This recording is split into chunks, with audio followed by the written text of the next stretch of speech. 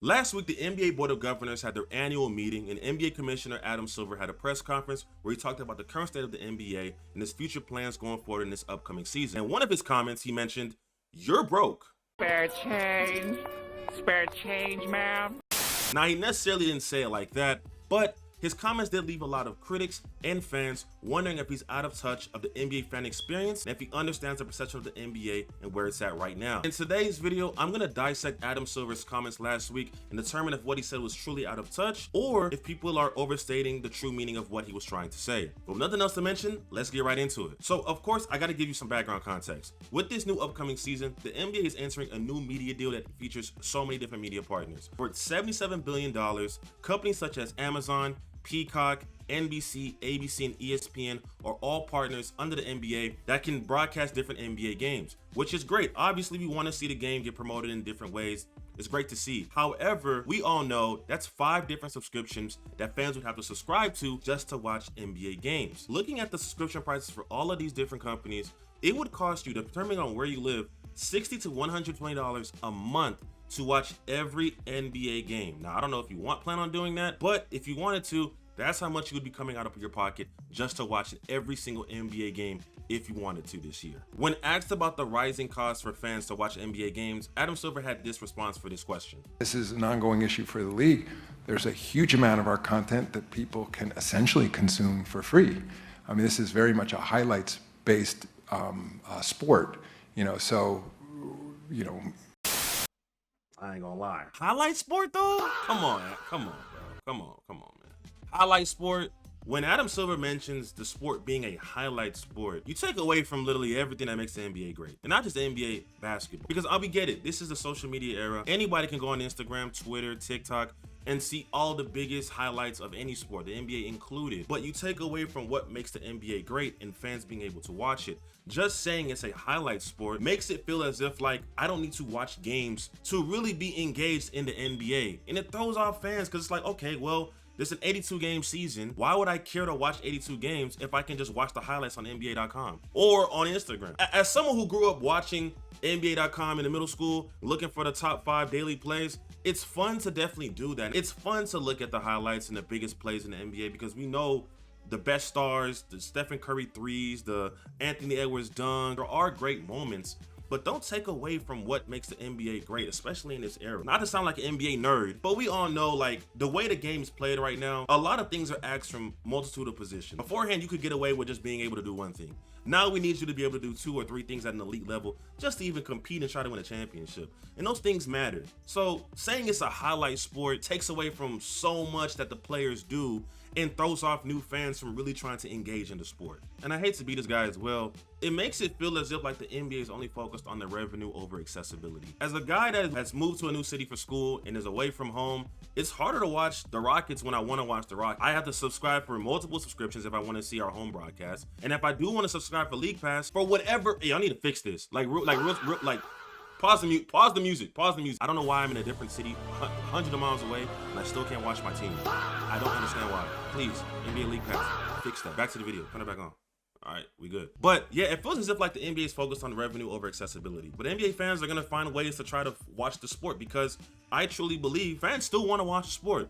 Stream East, Met streams, crack streams, anything with streams in it, NBA fans or basketball fans in general are going to use it to find a way to watch the sport. So that tells you that fans are invested. They just need you to find a way to meet them at the table so that they can get a better accessibility to watching the sport. And of course, there are many people that felt the same way when they saw Adam Silver's comments. At face value, not really watching it, the video, the conference, you can see how many people feel like that was out of touch, and I can definitely understand why. I don't want to play devil's advocate, but I do think there are some positives in trying to break down what he said. There are some things that people left out. Now, obviously, I mentioned earlier in the video that the NBA with this new $77 billion deal that's going to be in place for the next 11 years, this upcoming season, there's going to be 75 extra additional games that are going to be able for people to watch that are free to air on NBC and ABC that are local stations, which is more than what we had over the past 2 years. In these new media deals, we're going from essentially 15 exposures on broadcast television to 75. You can still get, therefore, 75 marquee games, in essence, for free in the marketplace. Also, for the everyday fan, I do believe that this kind of hurts them, but the global outreach for the NBA, this is a net positive. Despite us being in America, we understand that we have pretty much the main priority when it comes to NBA accessibility. But when it comes to international fans, this is another opportunity to have a better access and a reach to watching NBA games through these streaming services. I think this is a new world now of streaming media. I think we're paying a lot of attention to that. It was one of the discussions we had with our media partners, the cost of the games. And I think most people are conditioned to paying a certain amount for high value content, but also the discovery of those games. We think a lot about it. We know we have mass appeal. We on a global basis, we're literally reaching billions of people, and we don't want to disenfranchise people by working with partners that are creating price points that make it inaccessible to them. We could talk about the positives, the money. We obviously understand that more money comes to the league, more financial gain, better resources for teams. Obviously, the nitty-gritty things that can help the league operate and also push the league forward in the financial gain that ultimately does affect the fans as well. But like I said before, this is great for the NBA, and we want the NBA to grow, and it has been growing.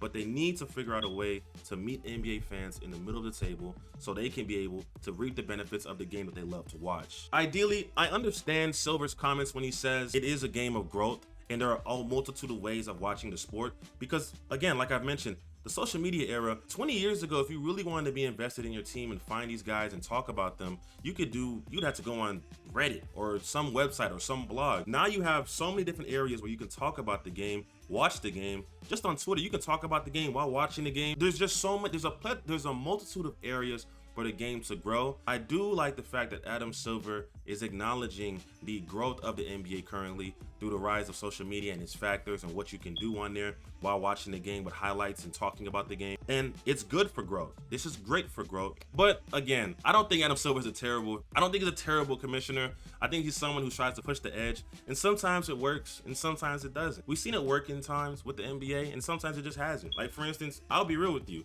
The way the All-Star game is right now and how they continuously try to make it they need to just go back to where it was before. I don't really want to see the 8 versus 8, the 3 teams. Like, just go back to what it was. The World versus USA. Like, I'm not a fan of that. But I understand it. This is a commissioner that is trying to be innovative and try to push the limits of where we are now in the technological era and where we are right now as a culture. Sometimes, keep it simple. It's very simple, bro. We just want to watch the games. Make it easier for us to watch the games, and don't disrespect it by calling it a highlight sport. Like, yeah. We just want to watch the games, man. If you can figure out a way for us to watch the games and not spend so much money to watch them, hey, man, people are going to enjoy it. People are going to love it. Because like I said before, the NBA is growing and people want to watch the sport. Help them watch the sport, man. But those are my thoughts. Honestly, I think Adam Silver's comments about the highlights was wild. I ain't gonna lie, that was pretty crazy, especially because the game of basketball is much deeper than just highlights. And I do think that right now, where the NBA is right now, I love the fact that we're having multitude of ways to watch the game. We just got to figure out a way to bring that price down and make it more accessible. But what do you guys think? Let me know in the comment section if you think Adam Silver is in touch or if you think he's tripping over what he just said. If you guys enjoyed the video, by all means, leave a like, subscribe to the channel. But until then, guys, I'll catch you on the next one. Stay on beat.